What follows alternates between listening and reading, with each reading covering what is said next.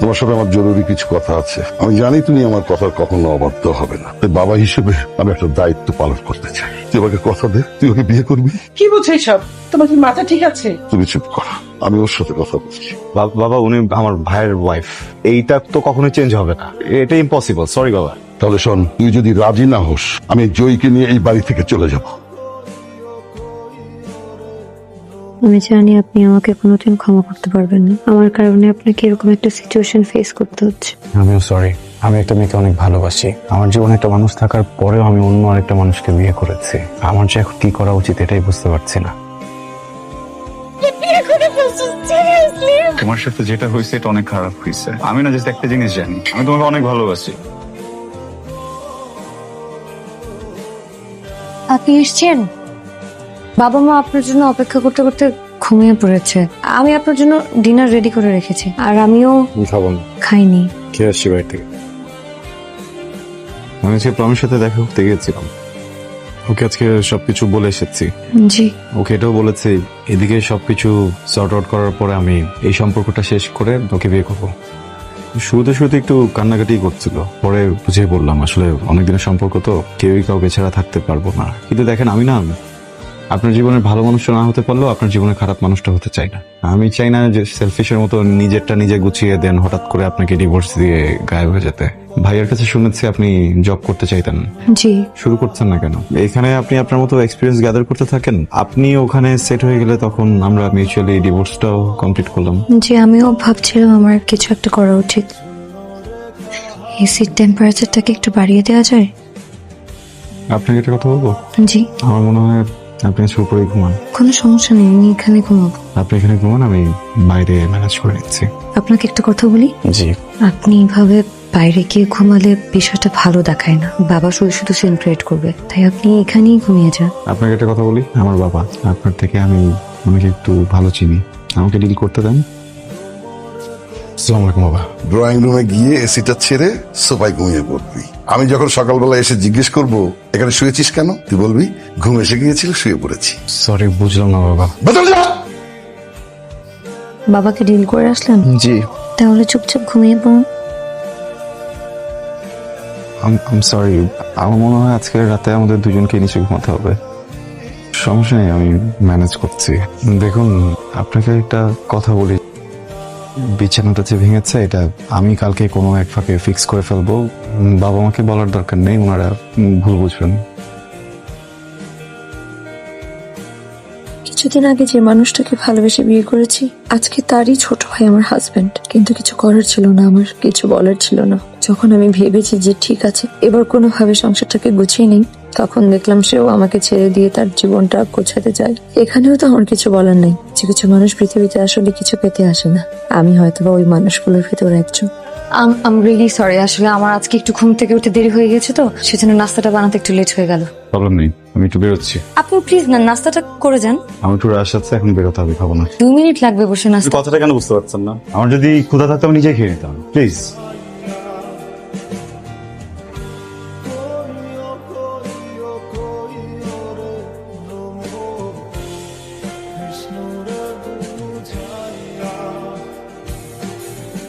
Sorry, বুঝি নাই এটা নাস্তা ছিল। কিন্তু আমার না ওই পোলাও, গরুর মাংস এগুলো পছন্দ না। পৃথিবীতে একটা খাবারই খুবই পছন্দ, সেটা হচ্ছে চা পরোটা।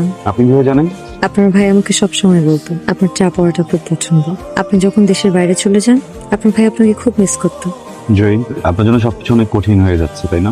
কেন? আমাকে দেখতে ওর কথা মনে পড়ে। তুমি আর ওই মেয়েটা একই সাথে থাকো? না, একসাথে থাকি না। মিথ্যা বলবা না। একসাথে থাকি না, এক রুমে থাকি। একসাথে থাকা আর এক রুমে থাকার মধ্যে পার্থক্য কি আয়ান? ডোন্ট টেল মি যে তোমরা এক বিছানায় থাকো। এক বিছানায় থাকি না। দেখো, আমাদের আসলে এক রুমে থাকারও প্ল্যান ছিল না। আমি রাতে রুম থেকে বের হলেই বাবা অনেক কোয়েশ্চেন করে বসে, কিছু করার থাকে না। ও নিশ্চয়ই নিচে থাকে। তো নিচে থাকারই কথা, ও নিচে থাকে না? হুম। আচ্ছা, আমি বুঝতেছি না ও চলে যাচ্ছে না কেন বাপের বাড়িতে? তুমি কয়েকদিনের জন্য আসছো বাংলাদেশে, তুমি তো চলে যাবা। এই কয়দিন ও বাপের বাড়িতে থাক। মেয়েটা এরকম স্টুপিড কেন? আমি বুঝলাম না, ওর চরিত্রে সমস্যা আছে। না হলে ও ওর হাজবেন্ড মারা যাওয়ার পর হাজবেন্ডের ভাইকে বিয়ে করতে পারে না। প্লিজ এইভাবে কথা বলো না, আমরা মজায় মজায় বিয়েটা করিনি। সিচুয়েশনটা বোঝো। আমি আমার বাবাকে না করতে পারিনি, উনি কিভাবে আমার বাবাকে না করতো বলো? তুমি আমার ফ্যামিলি মেম্বারকে নিয়ে বাজে কথা বলতেছো। খুব গায়ে লেগে যাচ্ছে না? কয়েকদিনের মধ্যেই তোমার মনে জায়গা করে নিছে। তুমি আমার সিচুয়েশনটা বোঝো। একটা রিলেশনশিপে যতটুকু অনেস্টি দরকার আমি ঠিক ততটুকু অনেস্ট আছি। আমি বুঝতেছি তোমার সিচুয়েশনটা, আমার সিচুয়েশনটা একটু বোঝার চেষ্টা করো। আমি তো ইচ্ছা করে বিয়েটা করি নাই, বাট আমাদের একসাথে এখন থাকতে হচ্ছে, একই রুমে একই বাসার ছাদের নিচে থাকতে হচ্ছে, এখানে কিছু করার নাই। বাট আমি যেভাবে তোমার পিছনে তোমার ট্রাস্ট রাখার চেষ্টা করতেছি, আমি যতটা এফোর্ট দিচ্ছি তুমি সম্মানটা আমাকে দিচ্ছ না। উল্টা তুমি আমার ফ্যামিলি মেম্বার থেকে ছোট করে কথা বল। আয়ান, তুমি আমার সিচুয়েশনটা বুঝতে পারতেছো? আমার বাবা আমার মাকে চিট করছে, এখন সেম জিনিস আমার সাথে হচ্ছে। সেম জিনিস ফেস করছো না তুমি, প্লিজ। তুমি আমাকে না, তোমার বাবাও তোমার মাকে না বলে একটা বিয়ে করে ফেলছিল। আমি হয়তো তোমাকে না বলে এটা করছি, বাট আমি নিজে এসে তোমাকে এটা বলছি না। আমি কি তোমার কাছে কোনো মিথ্যা বলছি? আমি তো সেটা লুকাইতে পারতাম। কয়দিন পরে আবার চলে যাবো বাইরে, আমি এই কয়েকদিন তোমার কাছে সবকিছু লুকিয়ে তোমার সাথে এইভাবে দেখা করে ঘুরে ফিরে চলে যেতে পারতাম না? আমি সরি, দোষটা আমার। এটা কি আমার মেনে নেওয়া সহজ? এভাবে বলো না প্লিজ, ভালো তো বাসি তাই না? না হলে তো এত কিছু এই পর্যন্তই আসতো না। ঠিক আছে, আমিও সরি।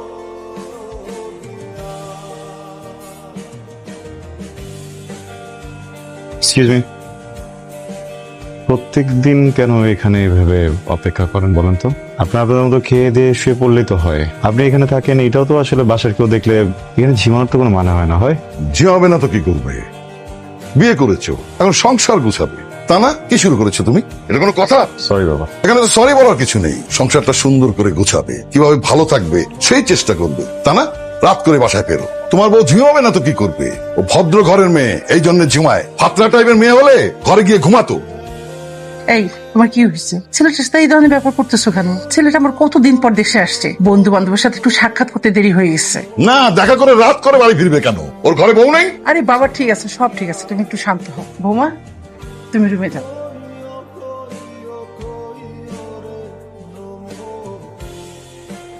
Excuse me. জি। জি শুনুন, আপনি কি ঘুমাচ্ছেন? না, বলুন। আপনার সাথে একটু কথা বলা যাবে? জি। আচ্ছা, আমি তো অনেক লেট করে আসছি। আপনি তো আমাকে খাবারের কথা জিজ্ঞেস করলেন না, আমি খাবো কিনা, খেতেও বললেন না। আপনি লেট করে এসেছেন তো আমি ভাবলাম আপনি খেয়ে আসছেন, সেজন্যই তো জিজ্ঞেস করিনি। এটা কোনো কথা না? একটা মানুষ তো 2 দিন বাইরে খেতেই পারে, এর মানে তো এই না যে সে এভরিডে বাইরে খাবে, তাই না? আমি তার উল্টা ভাবলাম যে আমি বাসায় এসে খাবো। মানে আপনি লেট করে এসেছেন তো এই জন্য আমরা 3 জন আপনাকে রেখে খেয়ে ফেলেছি। ঠিক আছে, গুড নাইট। আমি কিছু করে দেই? না, প্রয়োজন নেই। কিন্তু একটা কথা কি জানেন, মানুষের বাসায় ফ্রিজ কেন থাকে? যেন সবার জন্য রান্না করা হয়। কেউ যদি কোনো কারণে একদিন না খেতে পারে, খাবার যেন ফ্রিজে রেখে দেওয়া হয়, পরে লাগলে যেন সেই খাবারটা গরম করে খাওয়া যায়। ঠিক আছে? উঠতে হবে না, আমি খাবো না। তুমি কি কিছু ভেবেছো? কি ব্যাপারে? অনেকদিন তো বিদেশে থেকেছো, এবার তো সংসার হয়েছে, দেশে একটা কিছু করার প্ল্যান করো। আর কালকের জন্য আমি সরি। তুমি তো সব জানো মেয়েটার ওপর দিয়ে কি কি গেছে। এই জন্য তোমার কাছে আমার রিকোয়েস্ট, মেয়েটাকে একটু সময় দাও। সামির, সারপ্রাইজ। তুমি কেন? আমি তোমাকে সারপ্রাইজ দিতে চাইছিলাম, তুমি উল্টা আমাকে সারপ্রাইজ দিয়ে দিলা। আর তুমি যে আমাকে নিয়ে এত প্ল্যান করছো, এতেই আমি অনেক সারপ্রাইজ। এটা নাও। তারপর আজকে তোমার বার্থডে। আরে বার্থডে আমার অনেক আসবে, সারপ্রাইজ অনেক দিতে পারবা। কিন্তু একটা সমস্যা হয়ে গেছে। কি সমস্যা? সমস্যাটা হচ্ছে যে তুমি আর আমি একটা রিলেশনশিপে গেছি, তাই না? কিন্তু এটা তো কেউ জানে না। অ্যাটলিস্ট তোমার আর আমার ফ্রেন্ডরা তো জানতে পারে। দেখো, আমি নজর জিনিসটা অনেক বিশ্বাস করি, তুমি জানো। আমি চাই না তোমার আমার সম্পর্কে কারো নজর লাগুক। তুমি দেখো, আমার বাবা আর মার কত সুন্দর একটা সম্পর্ক ছিল, কার না কার নজর লেগে এত সুন্দর সম্পর্কটা আজকে আলাদা হয়ে গেল। তোর বাপ মায়ের ছাড়াছাড়ি কি নজর লাগার জন্য হয়েছিল, নাকি তোর বাপ তোর মাকে চিট করছিল বলতো? আয়ান, তুমি এখানে? আমি এখানে এটা পরে বলতেছি, যেটা জিজ্ঞেস করছি এটার উত্তর দে। কেউ তুই এভাবে কথা বলতেছিস কেন? একটা মেয়ের সাথে কিভাবে কথা বলতে জানোস না? বের হ এখান থেকে। আমি তোর প্রিভিয়াস ভার্সন। আমি যখন ডুবতে ছিলাম তখন আমার বাঁচানোর মতো কেউ ছিল না। তুই শুকুর কর যে তোরে বাঁচানোর জন্য আমি এসেছি। যা এখান থেকে। আয়ান, ওর কোনো দোষ নাই। ওর দোষ নাই না? দোষটা কার তাহলে? ওর যদি দোষ না থাকে দোষটা কার? দোষটা কি আমার নাকি তোমার? তোর দোষ। আয়ান দেখো, দোষটা কারো না, দোষটা তোমার আমার সিচুয়েশনের। নিজেকে আমার জায়গায় দাঁড় করায় দেখো। তুমি একটা মেয়ের সাথে 5 বছর সম্পর্কে ছিলা, 3 বছর তুমি অপেক্ষা করছো, সে বাহিরে ছিল যে আসতে তুমি বিয়ে করবা। সে ঠিকই দেশে আসলো, সে ঠিকই বিয়ে করলো, কিন্তু তোমাকে বিয়ে করলো না, অন্য একজনকে বিয়ে করলো। এটা তুমি মেনে নিতে পারতা, কিন্তু আমার এটা মেনে নিতে হয়েছে। আর তুমি দেখো, আজকে তুমি আমাকে একটা ছেলের জিনিসটা তো শুধু দেখছো, এটা তুমি মেনে নিতে পারো নাই, তুমি ছেলের গায়ে হাত তুলে ফেলছো। আমি তাহলে এখন কি করব? দেখো, বলা অনেক সহজ যে অপেক্ষা করব, কিন্তু করা এত সহজ না। আমি তো তোমাকে অপশন দিয়েছিলাম না, তুমি যদি চাও তুমি আমাকে ছেড়ে চলে যেতে পারো, তখন চলে যেতা। এটা তো করার দরকার ছিল না, তাই না? এখন যদি তুমি তোমার ওয়াইফকে ডিভোর্স দিয়েও আমার কাছে চলে আসো, আমি তারপরও তোমার সাথে যাব না, কারণ আমার সেই বিশ্বাসটা তোমার উপর থেকে চলে গেছে। এটা সম্ভব না, ইটস ওভার।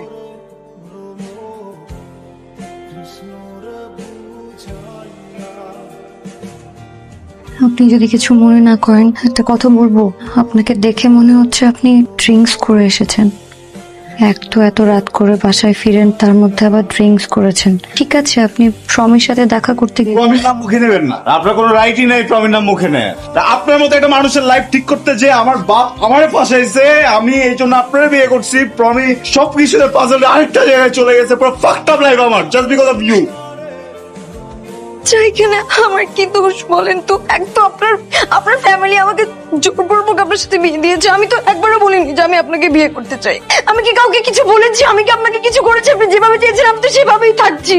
তারপরেও আমার দোষ, সবকিছুই আমার দোষ। ঠিক আছে, আমার সাথে তা থাকা লাগবে না। আমি আমার মার বাড়িতে চলে যাচ্ছি, আমি কি আপনাকে ডিভোর্স লেটার পাঠিয়ে দেবো। আমি সরি, আমি এভাবে রিয়েক্ট করতে চাইনি।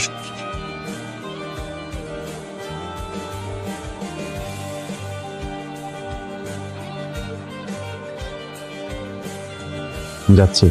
আপনি কি আমাকে কিছু বলতে চান? আমি কি বলবো? এটা আপনার জন্য। কি এটা? Divorce letter. আব্বা, তোর কিন্তু একটা বড় অভ্যাস আছে, তুই বিদেশে যাওয়ার পর একবারে যোগাযোগ বন্ধ করে দিস। এবার যেন এরকম করিস না। তুই নিজের খেয়াল রাখিস, ঠিক মতো খাওয়া দাওয়া করিস।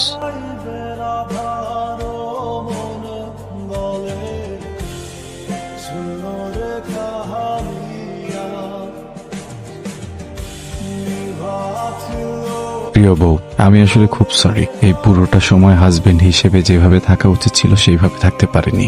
আসলে এত অল্প সময় ব্যাপারটা মেনে নেওয়া আমার জন্য খুব কঠিন ছিল। দেশে আসতে না আসতেই বিয়ে, তারপর প্রমের বিষয়টা, সবকিছু মিলিয়ে আমি একটু পেঁচিয়ে ফেলেছিলাম। হয়তোবা প্রমের সাথে বিচ্ছেদের দিন আমি একটু খারাপ ফিল করছিলাম, কারণ এই সম্পর্কটা আমার আর আপনারই ছিল। ওই দিন রাতে যা কিছু হয়েছিল এই পুরোটা এই জন্য হয়নি যে আমি ড্রাঙ্ক ছিলাম। আপনি আমার ওয়াইফ, আসলে একটা অধিকারের জায়গা আছে, কিন্তু এরপর কি বলবো না বলবো বুঝে উঠতে পারছিলাম না। ভেবেছিলাম হয়তো আপনি কিছু বলবেন, আপনিও কিছু বলেননি, আর আমিও কিছু ফেস করতে পারছিলাম না। কিন্তু এখন বলতে চাই, আমি আপনাকে ভয়ঙ্কর ভাবে ভালোবাসতে চাই, একটা সুন্দর সংসার সাজাতে চাই।